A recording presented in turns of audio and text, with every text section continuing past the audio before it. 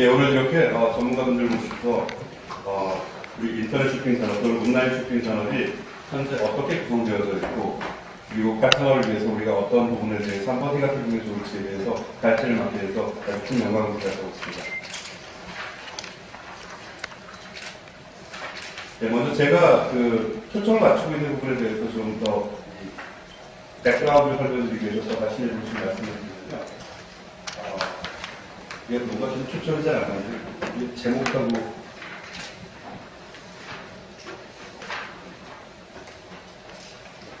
네, 저는 현재 한국유통학회에서 전자상거래 문과위원장을 맡고 있습니다. 지속적으로 전자상거래 부문에 대해서 연구를 진행을 해왔고요. 그런 과정에서 우리 상거래가 유통 관점에서 본다면 어떠한 쟁점들에 대해서 생각할 수 있는지 하는 것들을 중심으로 해서 말씀드리려고 합니다.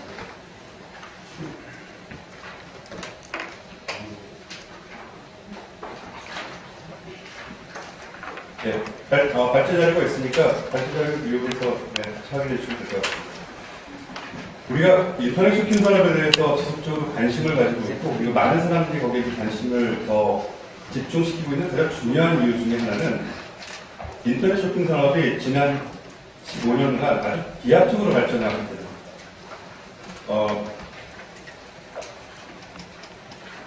2001년도에 처음 통계청에서 통계조사를 시작했는데요. 당시 3천억에 불과했던 거래액이 현재는 2013년에 예상치로는 한 38조 정도 되는 것으로 나타나고 있어서 굉장히 큰 100배 이상의 발전을 갖다 진행한 것 같고 이 당시 이전을 생각해보면은 모든 소매 산업들이 그렇게 큰 발전을 이루지 못했다는 것에 관심에 초점이 있는 것이죠. 그래서 이러한 데서 많은 유통업체들이 현재 인터넷 상거래 쪽으로의 스탠스 갖다가 취하려고 하는 걸 관심을 가지고 있고요. 그리고 사회적으로 큰 관심을 갖게 된 것이 분명한 것 같습니다. 이 그래프상으로 보아서는 지속적으로 커지고 있는 것 같은데 과연 그럴까요? 그래서 제가 아주 예기적인 분석이지만 기존에 우리가 가지고 있는 성장률에 대해서 분석을 해봤습니다. 성장률 자체를 보아서는 성장률은 지속적으로 당연히 그분은 가능합니다만은 성숙기에 도달함에 따라서 내수시장의 성장률은 점점 더 위축되어져 가고 있는 양상을 보이고 있습니다. 대략적으로 추정을 해봤을 때 현재 상태가 지속되어서 올라간다면 성장률 자체는 연 한 3% 정도씩 줄어드는 것으로 나타나고 있어요. 연 15%에 달하고 있었던 성장률에서 13% 줄어든 12%는 그렇게 큰 충격이 아니죠. 근데 12%가 9%거든요. 9%가 6%가 되면 향후에 2, 3년간은 상당히 급격한 속도로 온라인에서의 경쟁 상황이 더 악화되어진 것을 보여줄 수 있을 것 같습니다. 이러한 것들을 우리가 단적으로 볼 수 있는 것 중에 하나가 시장에서의 경쟁이 끊임없이 격화되어져 있습니다. 이건 전자공시 시스템 다트에서 저희가 가져온 자료인데요. 이쪽은 일반몰과 아래쪽은 오픈마켓입니다. 일반몰과 오픈마켓 상위사들의 현재 진행 상황을 보면 영업이익 대비 공고 선정비가 일반몰 같은 경우에 60%, 판매 촉진비가 이런 다 경쟁성 관계입니다. 그래서 한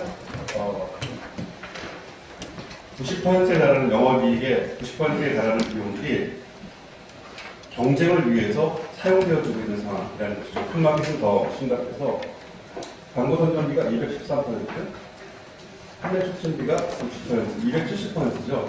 영업이익의 3배 정도가 지금 경쟁 비용으로 지출되어지고 있다는 그런 얘기입니다. 따라서 상위 플랫폼사들이 이 시장을 갖다 유지하는데 상당한 정도의 출혈이 나타나고 있는 경제 상황이라고 볼 수 있을 것 같습니다. 제가 그래서 과연 이게 소규모 셀러들한테도 비슷한 영향을 미치는가 하는 것을 조사해 보았습니다. 소규모 셀러, 주로 이제 오픈마켓에서 활동하고 있는 소규모 셀러 310명, 310개소의 확인을 해본 결과 상인들이 갖고 있는 자산들 중에 가장 큰 자산은 과연 무엇일까요? 가장 큰 자산은 자기가 취급하고 있는 상품에 대한 전문성입니다. 따라서 경쟁이 웬만큼 격화되어지기 전에는 자기가 취급하는 상품의 카테고리를 변화시킨다는 것은 뭔가 문제가 심각해졌다라는 걸 이야기하는 것이죠. 그런데 그 30개의 그 소규모 상인들 중에 현재 개인몰을 운영하고 있는 40% 중에 20%, 그러니까 전체를 봐서는 한 15% 정도가 자기가 지금 취급하고 있는 제품에서 더 이상 경쟁력을 발휘하지 못해서 내가 다른 상품으로 이전하고 있다. 라고 하는 응답을 보이고 있습니다. 따라서 이 시장에서의 경쟁이 굉장히 점점 더 치열해지고 있고, 이러한 그 상인들의 경쟁 강도가 결국 시장을 갖다가 유지시키고 있는 상황으로 점점 시장에 대한 압박이 커지고 있다라고 보고 있습니다. 그래서 이러한 상황에서 우리가 어떤 형태로 인터넷 쇼핑몰이라고 하는 것의 구조가, 쇼핑 산업의 구조가 구성되어져 있고, 그러한 구조들 속에서 우리가 어떤 위치에 대해서 주목해 보아야 되는가를 살펴보기 위해서는 생태계적인 관점에 대해서 좀 생각해 볼 필요가 있을 것 같습니다.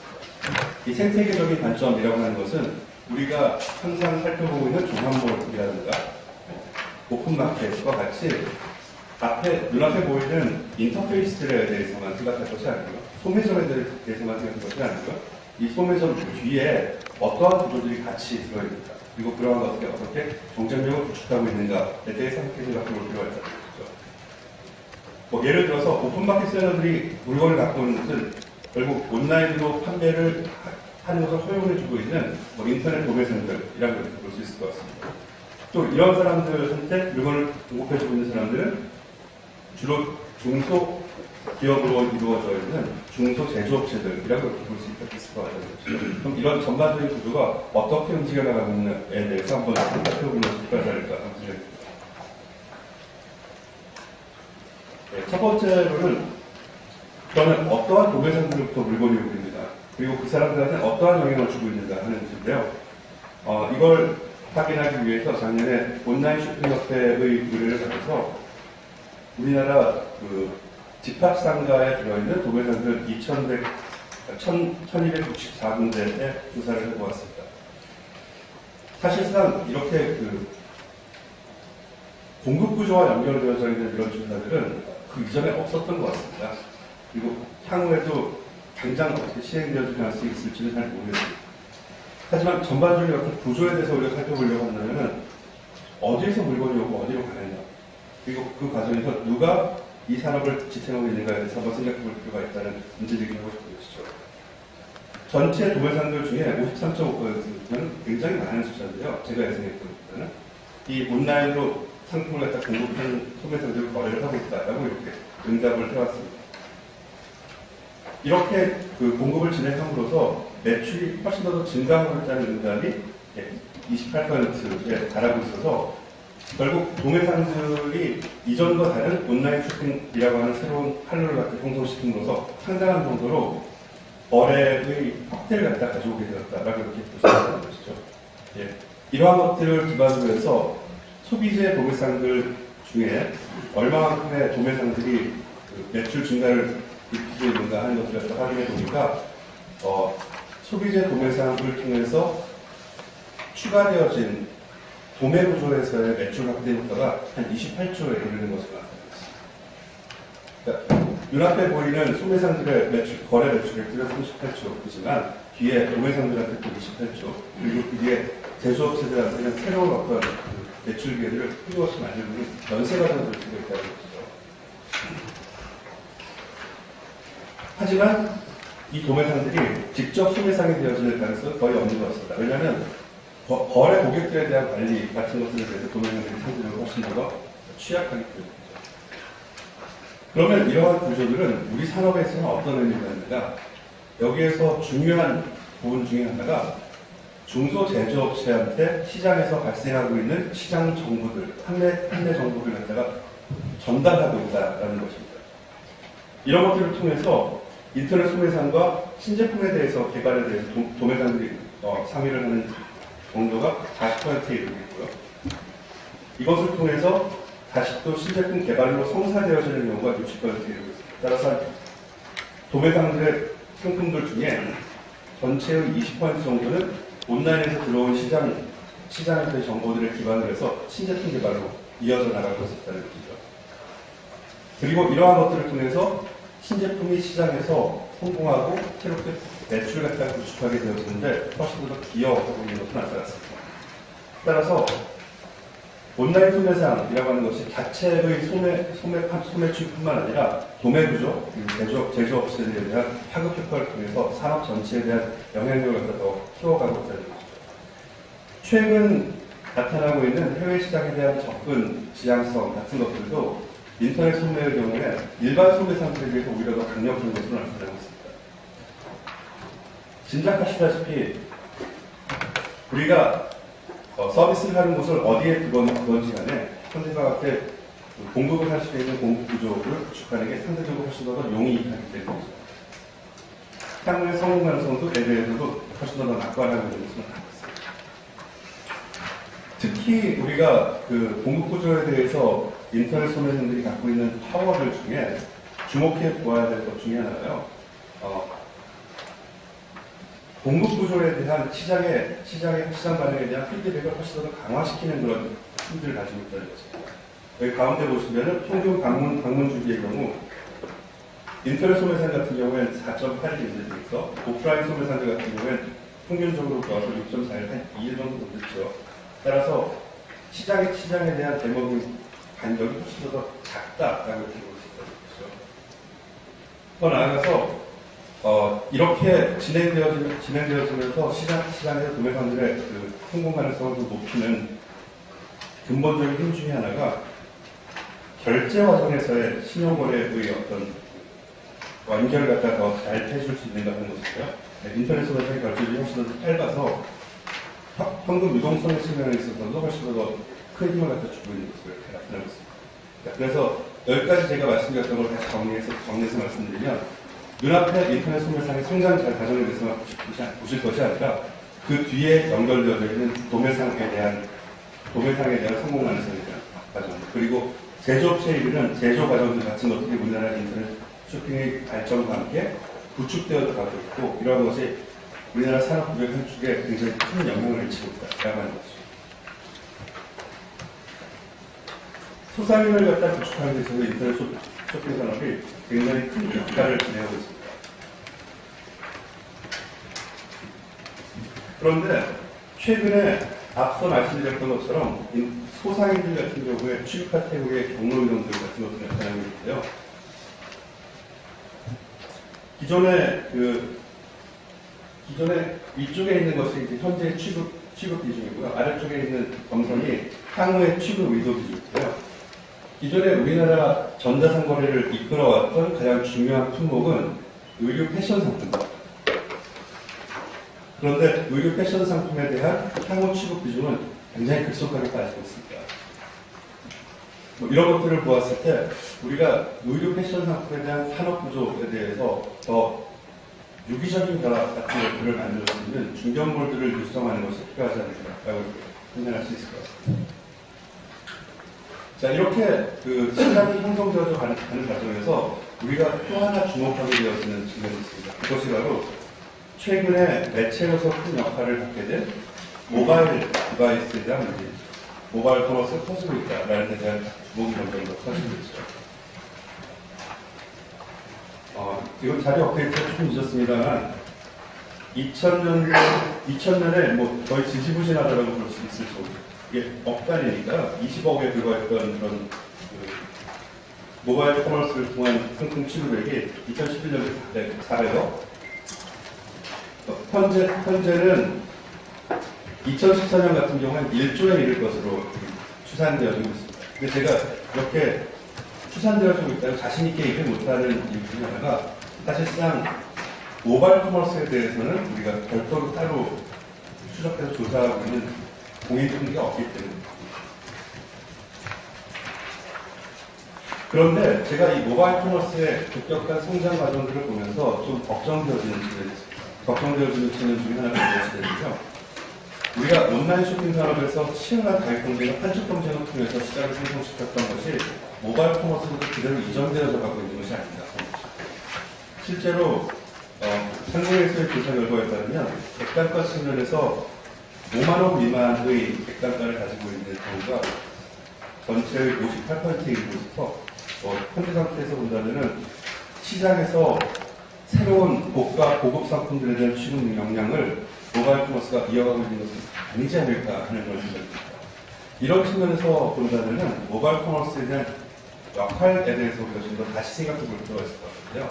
예를 들면 모바일 커머스와 온라인 커머스를 결합해서 본다면 우리가 사람들의 움직임에 대해서도 파악할 수 있는 요새 유행하는 소위 말하는 빅데이터에 대한 빅데이터 어프로치 같은 것들을 생각해 볼 수 있을 것 같습니다. 이건 제일기획과 공동으로 나누고 있는 패널 데이터에 대한 분석 결과인데요. 온라인 커머스 같은 경우에는 여러 업체들 중에 대형마트와 가장 유사한 사람들의 비헤이비어 패턴들을 갖고 있습니다. 따라서 이 사람들이 하루에 쇼핑을 언제 하고 어떠한 방식으로 자기의 물가문을 구성하고 그리고 그러한 것들을 어떻게 앞으로 이끌어나갈까 하는 것들에 대한 분석이 새로운 커머스에 대한 어떤 그 기회를 갖다 주지 않을까 하는 것이죠. 그럼에도 불구하고 현재 소비자들의 기대는 이미 많이 저가 상품 쪽으로 가 있는 것 같습니다. 역시 대한상공회에서 조사했던 결과에 따르면요, 모바일 쇼핑에서 가장 사람들이 많이 검색하는 정보들 같은 경우에 이건 서베이 때문에 이럴 수도 있겠습니다만은 가격 비교라든가 할인 정보와 같은 것들이 아직까지도 주류를 이루고 있어서 우리가 새로운 포지셔닝에 대한 어떤 접근 같은 것들을 만들어줘야 온라인 쇼핑에 새로운 어떤 리바이탈라이제이션을 이룰 수 있지 않을까 하는 데 대한 생각을 해볼 수 있을 것 같습니다. 그러면 인터넷 쇼핑 산업 같은 경우엔 어떻게 해야 활성화되어질 수 있을까? 결국 그것은 본질을 우리가 어떻게 볼 것인가, 그리고 거기에서 무엇을 이끌어낼 것인가에 따라서 달라질 수 있을 것 같습니다. 이건 제가 이전에 분석을 했던 온라인 쇼핑 산업의 서비스 제공 과정입니다. 이렇게 보니까 너무 복잡하죠? 이거 같은 요약해서 보시면은 결국 상품 DB와 고객 DB를 매치시켜서 거래 DB를 형성시키는 것이 온라인 쇼핑 산업의 가장 핵심적인 본질입니다. 이런 관점에서 우리가 살펴보면요. 회원 가입이 과연 고객이라고 할 수 있는가에 대해서 먼저 생각해 볼 수 있을 것 같습니다. 우리나라 같은 경우에 현재 상태에서 다양한 개인정보에 대한 동의 절차들 같은 것들이 서로 쪼개져 있습니다. 이렇게 쪼개져 있다는 것의 의미는 무엇이냐면요. 사업자 입장에서 본다면 여러 개인정보에 대한 동의를 자기네 사업의 목적에 맞춰서 한두 번에 맞춰서 되는 것이 아니라 여러 거래 절차에 따라서 규제기관에 따라서 다른 기정부에 대한 동의를 갖다가 동시에 받아야 된다는 것을 의미하는 것이죠. 이러한 것들이 사업자들한테 주는 부담감과 사업자들이 데이터베이스, 진선고객에 대한 데이터베이스에 대한 욕심 같은 것들이 같이 만들어지면서, 같이 결합되어지면서 한국 쇼핑몰에, 물론 국내 지역 한국 쇼핑몰입니다만 회원가입 절차는 가장 복잡합니다. 대략적으로 보아서 본인을 확인하는 절차들을 포함해서 그 회원 가입만 하기 위해서 동의되어야 되는 절차가 5단계, 6단계에 이르고 있고요. 여기에 비해서 글로벌 스탠다드가 과연 미국이냐에 대해서는 이론의 여지가 있을 수 있지만 이베이 한 단계, 아마존 같은 게 2단계로 사실상 본인이 회원 가입을 하게 하는 데 대해서 사전 동의 절차 같은 것들이 상대적으로 훨씬 더 취약한, 간략한 대신에 거기에 따른 제공 정보가 훨씬 더 작다라는 것을 우리가 확인할 수 있다는 거죠. 그러면 이런 것들은 또 어떻게 더 고도화된 데이터베이스 마케팅 활동들을 진행할 수 있을까? 이건 사업이 진행되어지면서 고객과 거래 논리가 만들어지면서 차츰 더 수십 정도에 대한 범위가 넓혀나가면서 진행되는 것이라고 볼 수 있을 것 같습니다. 지불 고객의 입장에서 본다고 하더라도 우리나라 매번 지불할 때마다 다양한 결제 진행 과정을 같이 거쳐나가는 거였습니다. 반면에 글로벌 스탠다드는 그거에 비해서는 상대적으로 좀 더 작은 절차 또는 원클릭 서비스 같은 것들을 더 활용할 수 있도록 만들어져 있다는 것이죠.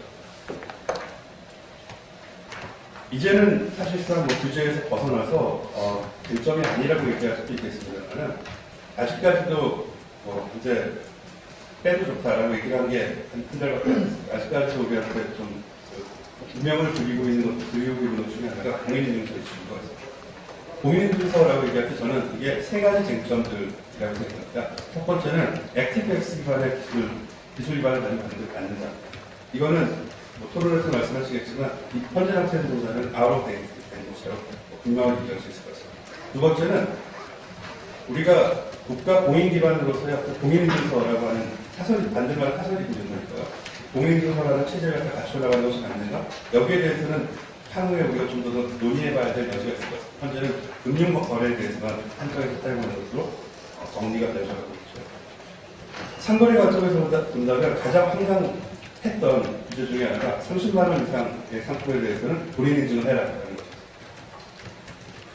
30만 원이라는 기준이 만들어진 게 우리가 처음 이 공인 인증서를 도입했던 15년 전 기준이었거든요. 한번 이게 법제화되어서 기준으로 30만 원이 되어지고 나면 15년이 지나서 상품의 가격이 훨씬 더 높아졌음에도 불구하고 이러한 기준이 그대로 적용되어진다는 그런 문제가 있을 수 있다는 것이죠. 따라서 이러한 것을 한꺼번에 묶어놓는 것은 굉장히 어리석은 정책이었던 것 같아요. 우리가 더 확장된 전반적인 어떤 거래 과정들에 대해서 한번 확인해 볼 필요가 있습니다만은 해외 쇼핑몰들에 대해 물론 가격이 프라이스 인덱스가 있습니다. 그런데 그것들을 통제하고서라도 한국의 쇼핑몰들은 현재 30만 원 언저리에서 취급 상품의 개수가 훨씬 더 급격하게 줄어드는 양상들을 보입니다. 이게 거래에 대한 제한 효과 같은 것들을 낳고 있었던 것이죠. 세 번째 이슈로 우리가 생각할 수 있는 것은 상품 개발을 하는 과정에서 우리가 다양한 상품들을 쉽게 취급할 수 있도록 하는 그 정보들을 쉽게 취합해서 상품 데이터베이스를 만들 수 있게 만들 수 있는지가 하는 거죠. 여기에는 뭐 데이터베이스가 있던 비판도 있고, 그 다음에 상품 이력에 따라서 규제 기간들이 지나치게 비판되어졌고, 또 다른 학교들 같은 경우는 사업체의 문제이기도 합니다만, 주로 우리나라의 온라인 쇼핑몰들은 이미지 베이스의 상세 상품 페이지를 같이 제공하고 있었는데, 이런 이미지 베이스의 상품 페이지에서 데이터베이스를 구축하는 것이 힘들고 어렵다라는 그런 이슈들이 있습니다. 여러분들 보시면 오른쪽이 아마존의 상세 상품 페이지고요. 왼쪽이 우리나라에서 보통 일반적으로 보여주는 상품 페이지고요. 왼쪽은 완전히 이미지로만 구성되어져 있기 때문에 이 안에 어떤 상품들이 올라와 있는지 이것을 별도로 태깅해줍니다. 반면에 오른쪽 같은 경우에는 텍스트 정보가 같이 섞여 있기 때문에 상품의 팔링크 정보 같은 것들에 대한 분석을 상대적으로 용이하게 할 수 있다. 현재까지는 괜찮았어요. 그런데 향후에 더 상품의 취급 상품의 범위가 커지고, 그리고 우리가 해외 시장에 접근하게 되었으면 이건 검색 엔진에 접근하는 데 굉장히 큰 문제가 되었습니다. 그리고 상품의 가지수를 조정하는 데 상당히 문제가 되어지기 때문에 이슈가 되어진다는 것이죠. 마지막으로 짚고 싶은 문제는요, 배송 인프라입니다. 배송 인프라에서 우리나라의 소규모 온라인 셀러들을 키우는 데 굉장히 큰 역할을 했던 기관 중에 하나가 우체국입니다. 우체국의 유휴 배송 설비들을 온라인 쇼핑의 소규모 셀러들이 사용할 수 있도록 해주는 역할들을 진행했습니다. 그래서 대부분의 그 소규모 셀러들이 2013년까지는 우체국의 상위층 오피스들에서 자기네 배송 창구들을 사용을 하셨습니다. 이런 것들이 우리나라 온라인 쇼핑의 발전에 큰 역할을 했었죠.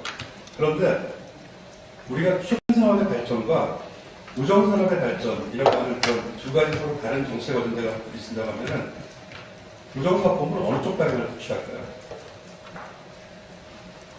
전체 파급에 대한 생각 말고 우정 산업 자체에 대한 파급에 대해서 효율을 단정하게 하게 되다 보니까 2013년 중반에 온라인 입주해 있던 온라인 쇼핑 업체들한테 일제히 우체국이 굉장히 큰 범위로 취급 품목에 대한 제한을 갖다 걸어오기 시작했습니다. 훨씬 더 많은 것을 갖다 배송을 시켜야 되니까 훨씬 더 임대료에 대한 인상 같은 것들을 기대하게 만드는 그런 형태로 움직여 나갑니다. 그래서 2014년 상반기가 되어지면 입주해 있던 업체들이 거의 다 외부로 빠져나갔고요. 지금 현재 상태에서 아래쪽에 보시는 것처럼 우체국에서 차로 20-30분 거리에 있는 다른 오피스들로 배송 창구들이 다 옮겨가 버렸습니다.